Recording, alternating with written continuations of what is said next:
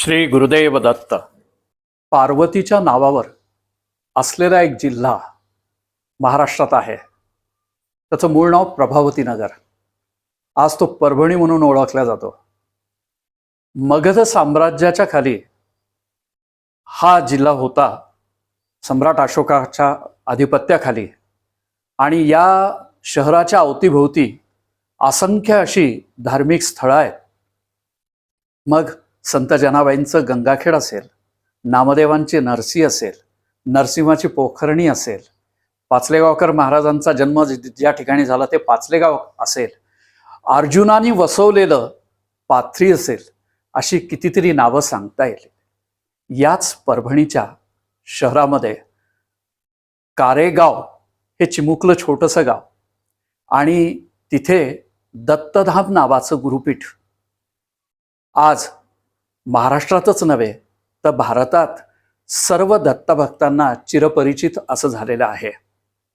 तर या गुरुपीठाचे अध्वर्यू आणि परमपूजनीय अखंडानंद स्वामी महाराजांचे उत्तराधिकारी परमपूजनीय मकरंद महाराज आणि सौभाग्यवती मानसीताई आपल्यासमोर इथे या ठिकाणी आहेत, आणि आपण आज त्यांच्याशी थोडासा संवाद साधूया. परमपूजनीय महाराज, आपण 1988 पासून या गुरुपीठाचे अध्वर्यू म्हणून आणि उत्तराधिकारी म्हणून नेटाने कार्य करत आहात. पण या आधिदैविक पक्षाकडे आपली वाटचाल कशी झाली हे आम्हाला ऐकायला आवडेल. सगळ्यांना आधी गुरुदेव दत्त.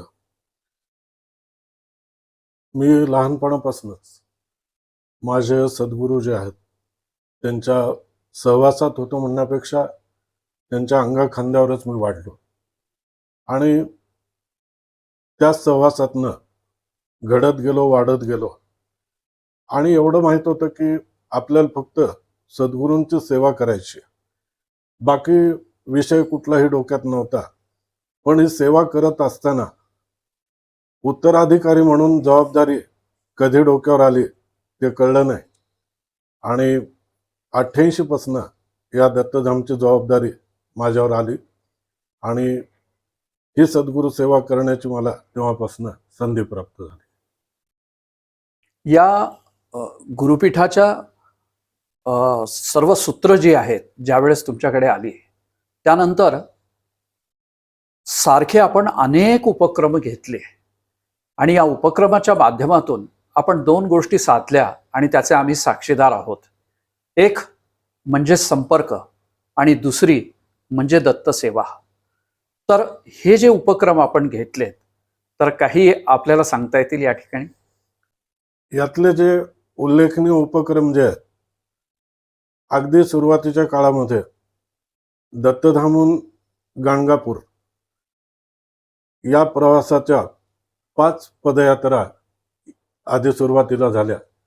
आणि विशेषतः या 5ही पदयात्रा अशा संकल्पने होत्या की जाणं येणं, वाटेतली व्यवस्था, हे सगळं त्या गावात जाऊन भिक्षा मागायची, आणि त्या भिक्षेवरच सगळं या पूर्ण 5 वर्षाच्या यात्रा पूर्ण झाल्या.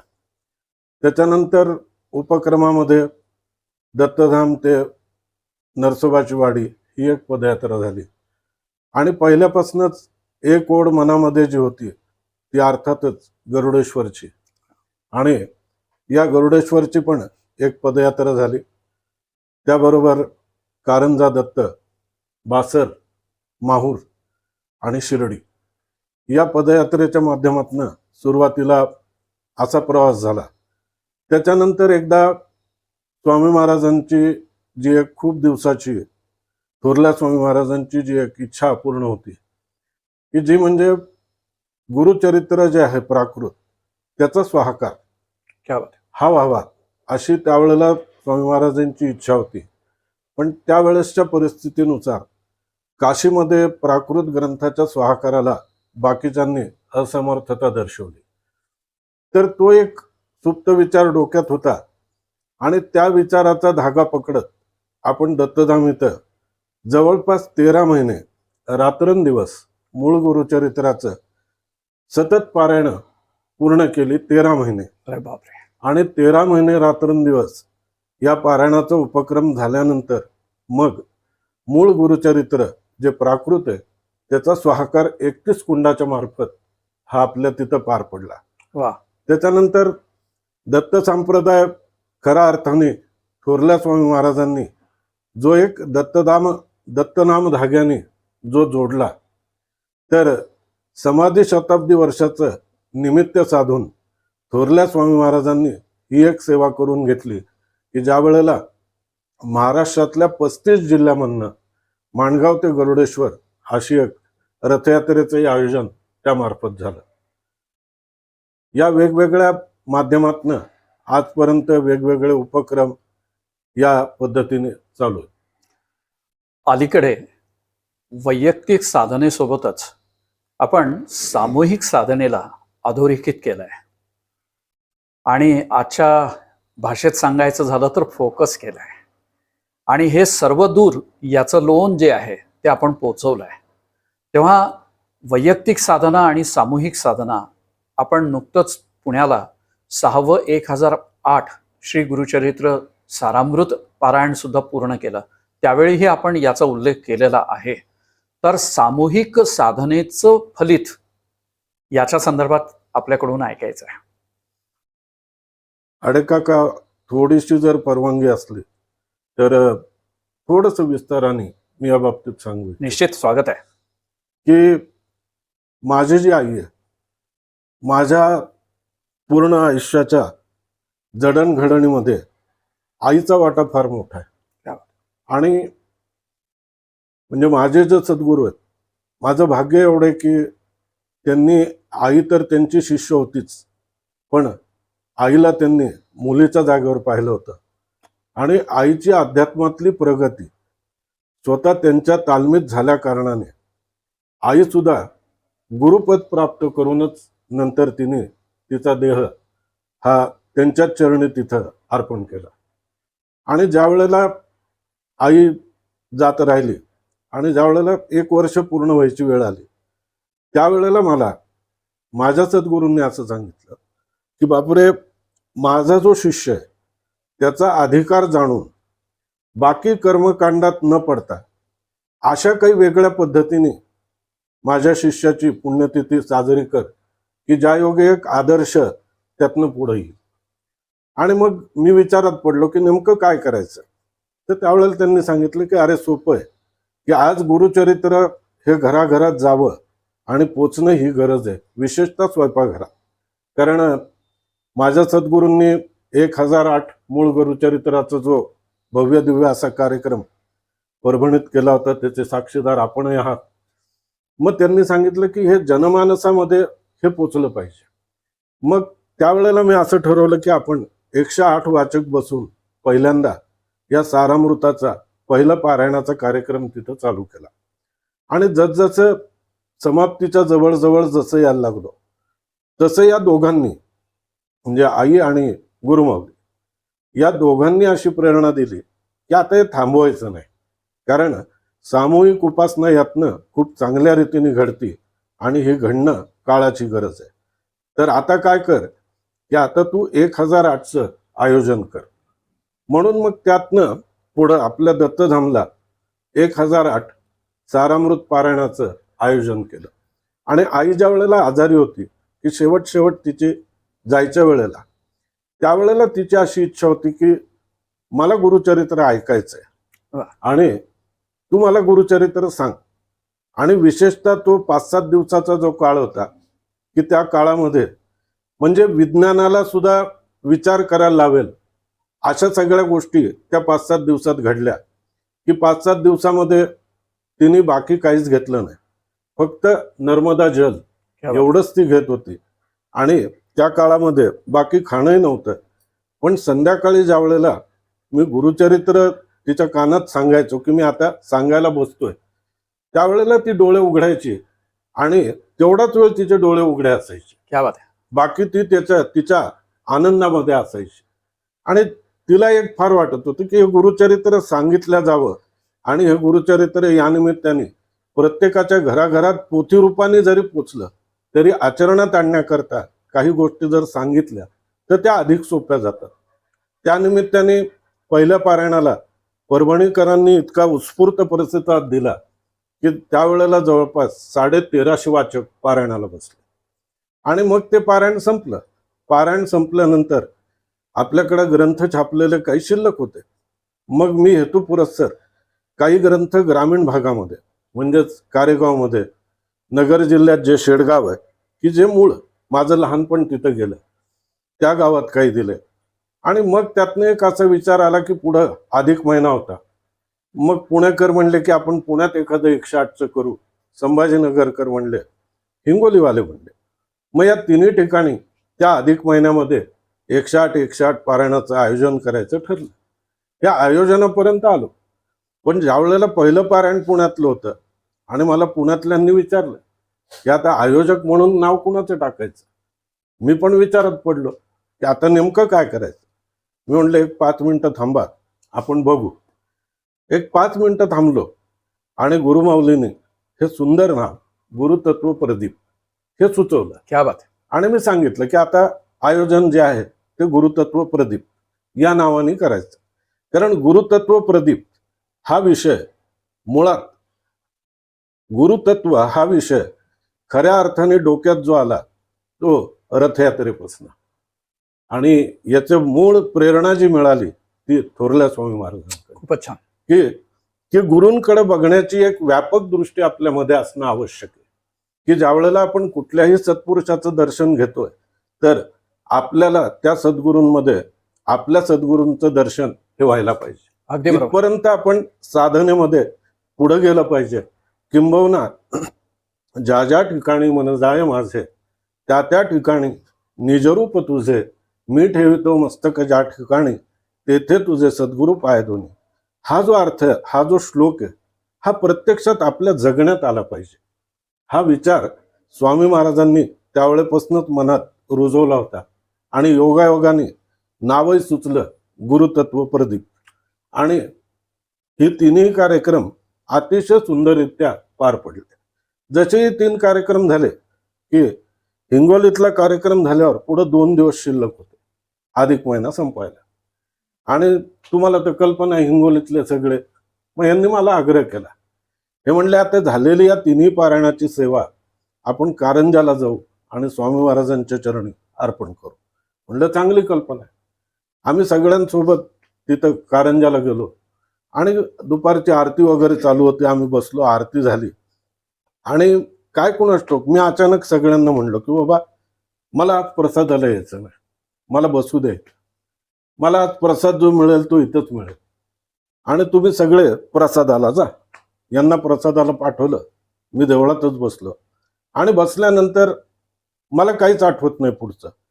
मला फक्त एवढंच दिसायला लागलं की वेगवेगळ्या गावामध्ये हजारोच्या संख्येने भाविक येत आहेत आणि या ग्रंथाची पारायण करतात. बाबा, या गुरुतत्व प्रदीपबद्दल आणखी मला तुमच्याकडून जाणून घ्यायचं आहे. आणि ते त्याच्या ज्याला काय म्हणू की आपण तत्व त्याचं हे जाणून घ्यायचं आहे.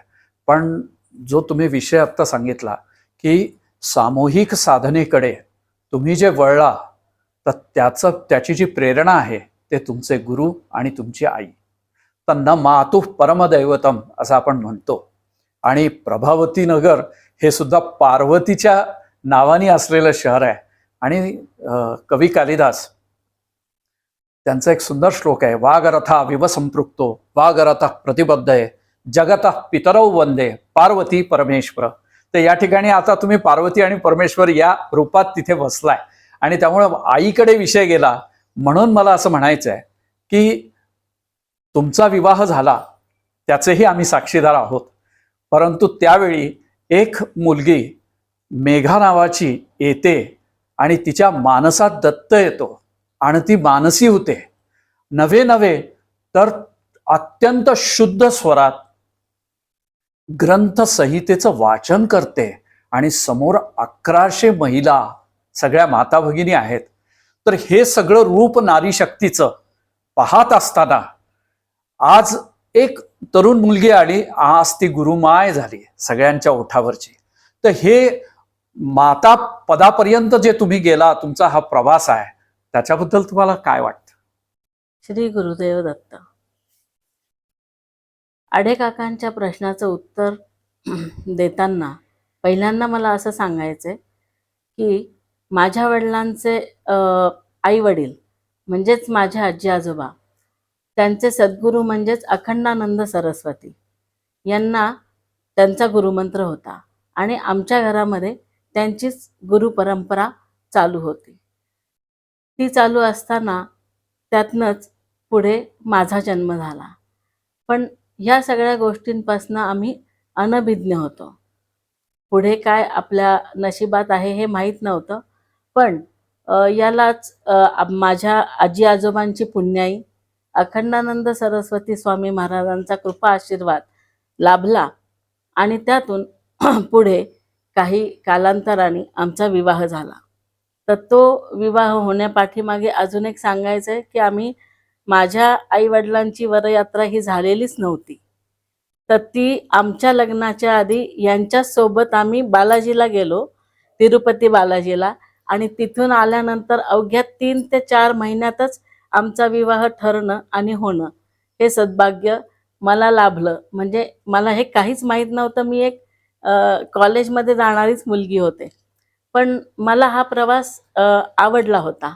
म्हणजे काहीतरी वेगळं आपल्या आयुष्यात आपल्याला करायचं, सर्वसामान्यांसारखं आयुष्य न जगता.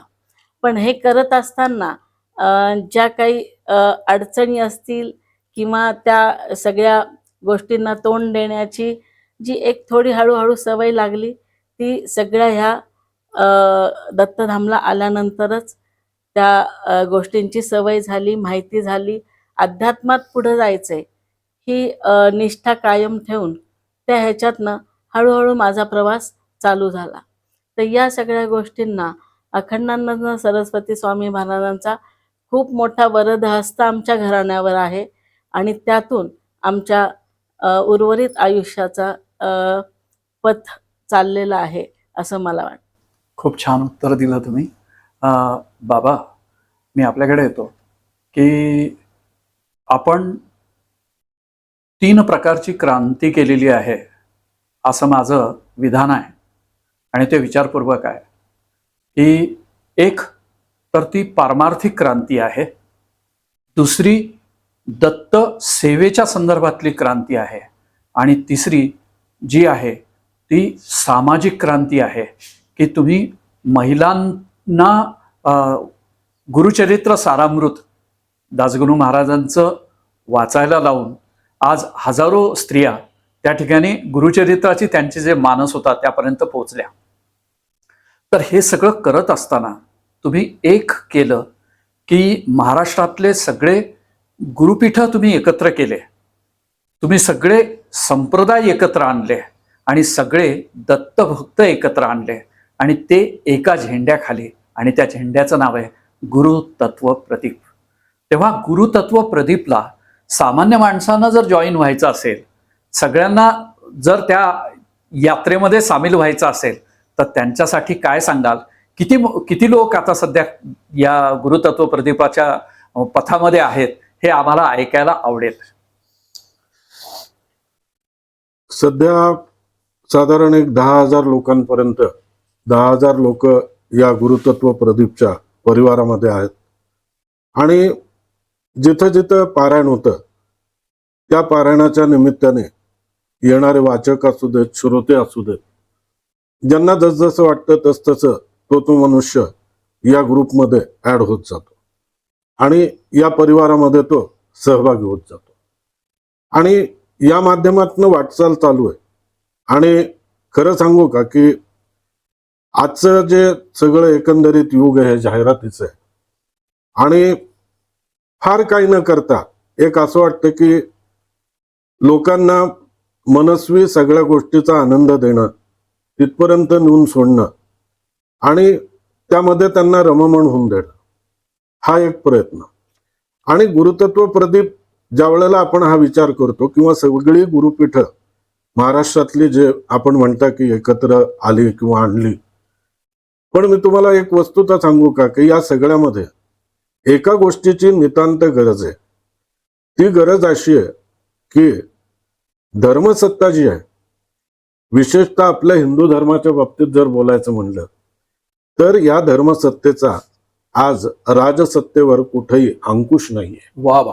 आणि या गुरुतत्व प्रदीपच्या माध्यमातून असं काही व्हावं की या राजसत्तेला अंकुश हा धर्मसत्तेचा असला पाहिजे.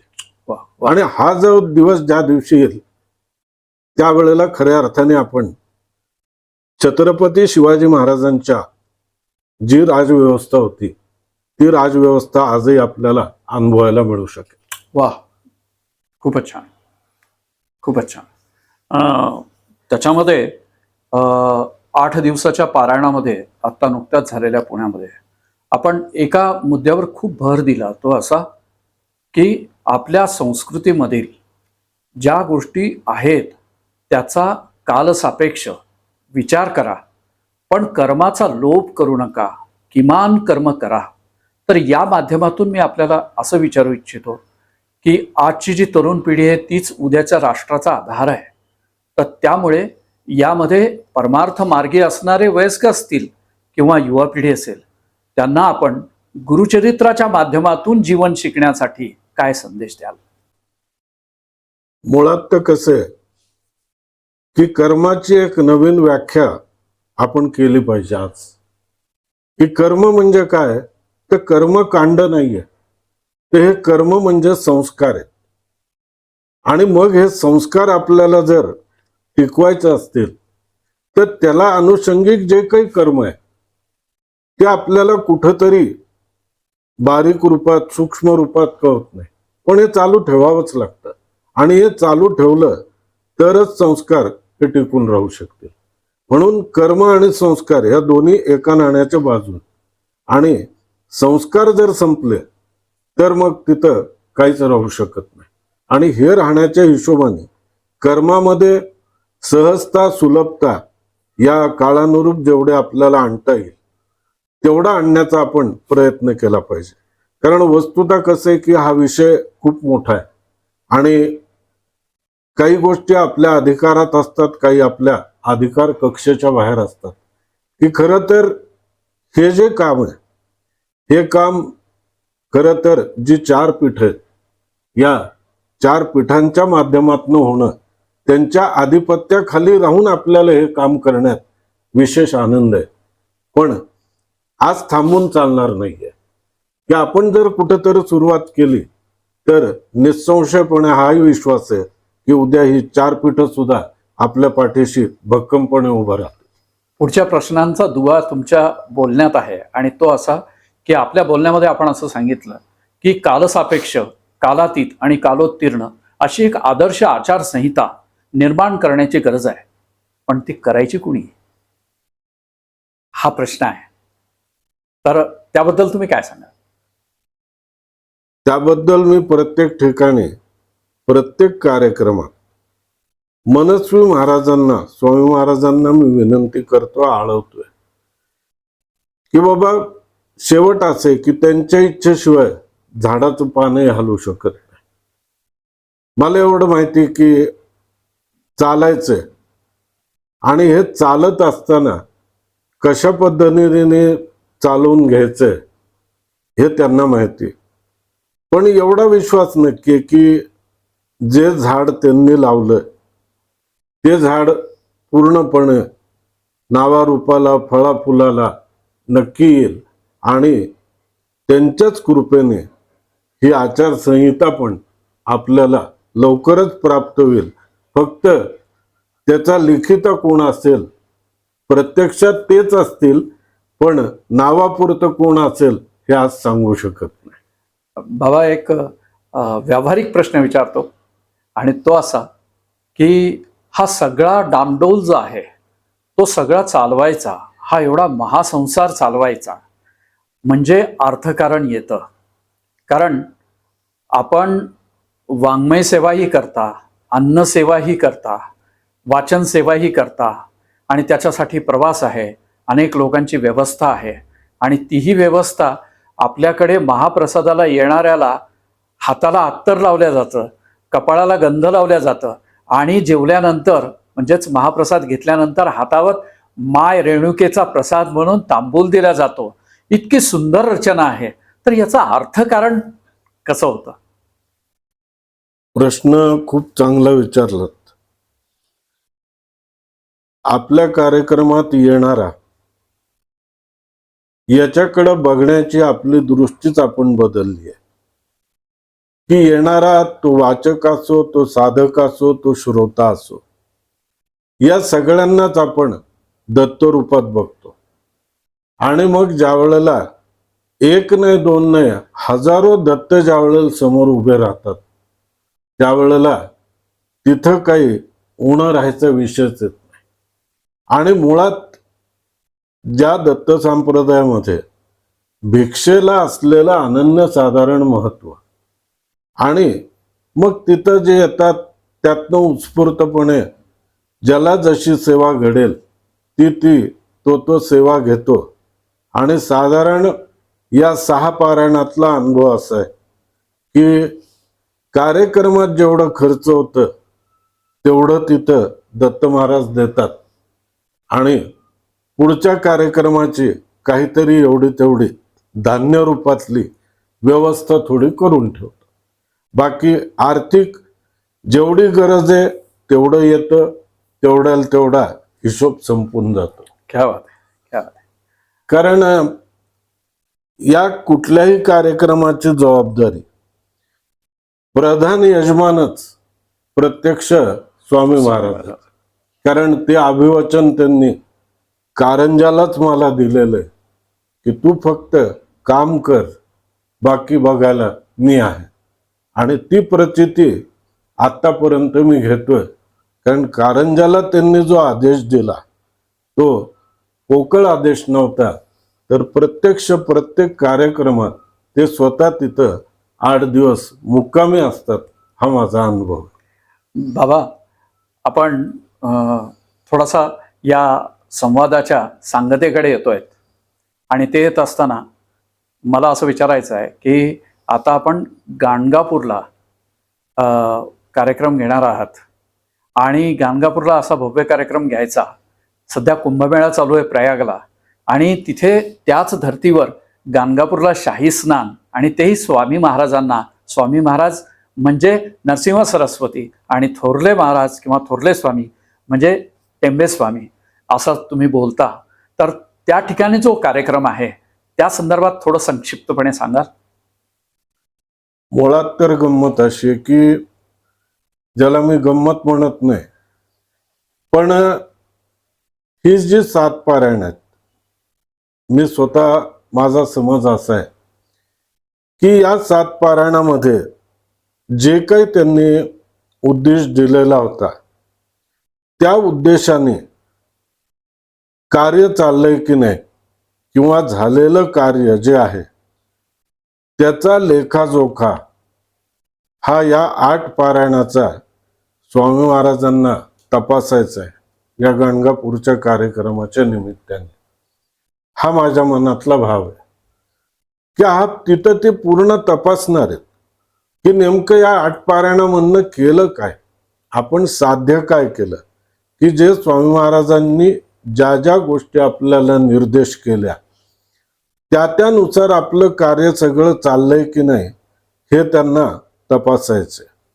या 8व्या पारायणाच्या निमित्ताने याची तपासणी होईल 9व्या पारायणाच्या, आणि मग खऱ्या अर्थाने पुढं जे आहे ते आपल्याला एक निश्चित दिशा गाणगापूरलाच स्वामी महाराज आपल्याला हा कार्यक्रम संपायच्या आत देतील.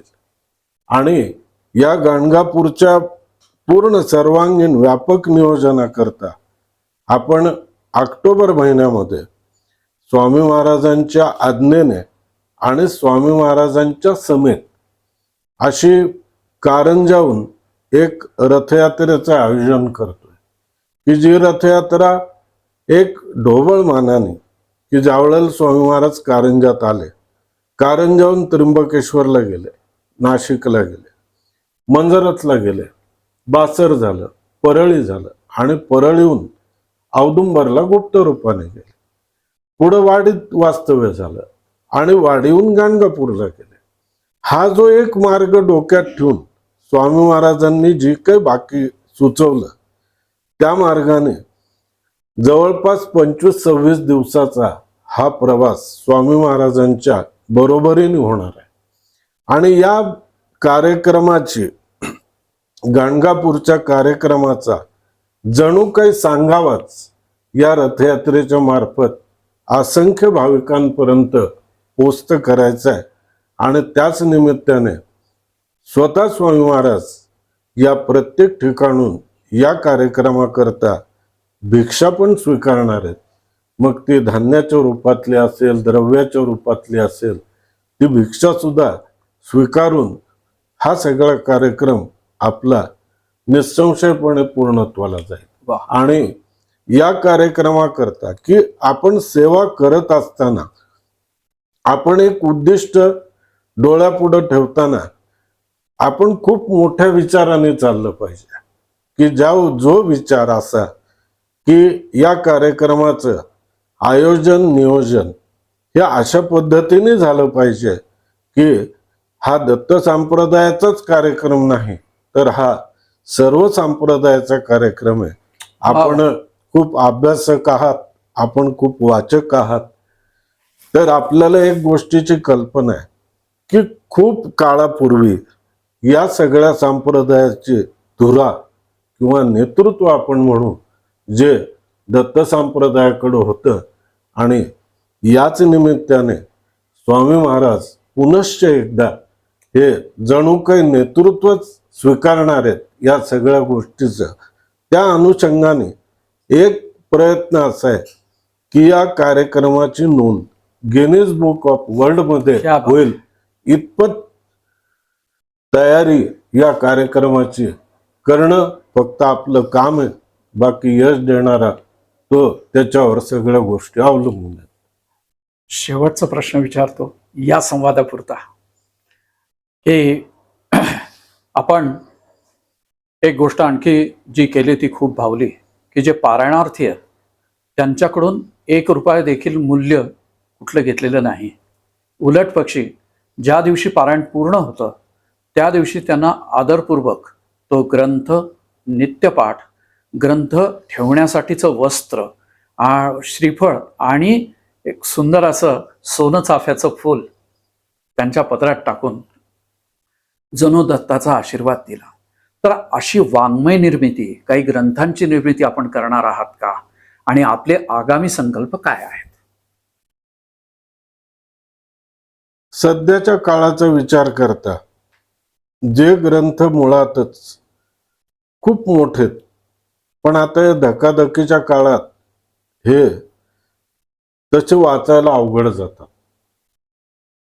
तर यापैकी परवाच धायरीचा एक अनुभव म्हणण्यापेक्षा एक आपल्यातले दत्तस्वरूप वाचक होते आणि त्यांनी मला असं येऊन आवर्जून सांगितलं की मला या 7 दिवसात असं झालं की मी रोज इथं सकाळी येऊन तिथं येऊन ते श्रीपाद श्रीवल्लभ चरित्रामृत वाचत होते.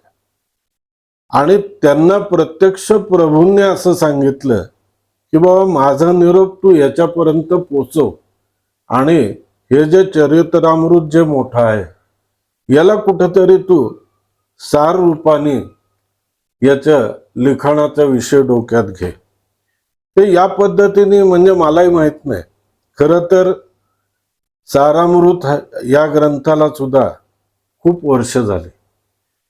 वर्ष झाली आणि याच्यामध्ये दासगणू महाराजांची इच्छा, गुरुमाऊलीची इच्छा, या सगळ्यांच्या इच्छेने खरं तर आज हा ग्रंथ प्रत्येकाच्या घराघरात म्हणजे ग्रंथरूपी दत्त पोचवण्याचं जे काही सद्भाग्य लाभलं सद्गुरूंच्या कृपेने, तर ते करत असताना निसंशयपणे बाकी तुम्ही म्हणता तसं बाकीच्याही ग्रंथाचा विचार होऊ शकतो. फक्त सध्याला डोक्यात एकच आहे, ते म्हणजे गाणगापूर. आणि गाणगापूर नंतरच मग खऱ्या अर्थाने पुढच्या वाटचालीला सुरुवात होईल. हे भारतीय वैदिक संस्कृतीची रीत आहे की एक संकल्प घ्यायचा, तो संकल्प पूर्ण करायचा आणि पुढचा संकल्प घ्यायचा. बाबांचा एक आवडता श्लोक आहे गुरुगीतेतला, आणि तेच त्यांचं ध्येय आहे असं मला वाटतं. पापम तापम च दैन्यम च हरेत श्री गुरुदर्शनम. आणि हाच त्यांच्या कार्याचा आत्मा आहे. तर तो आपण आज त्याचा एक लाभ घेतलेला आहे. आणि देव माझा यूट्यूब चॅनलच्या सर्व दर्शकांना मला वाटते हा संवाद नक्की आवडेल. आणि त्यासाठी बाबांच्या चरणी आणि गुरुमाईच्या चरणी मी कृतज्ञता व्यक्त करतो. आणि देव माझाचे फादरपेकर यांचेही आभार व्यक्त करतो. आणि मी प्रशांत आढे. गुरुदेव दत्त.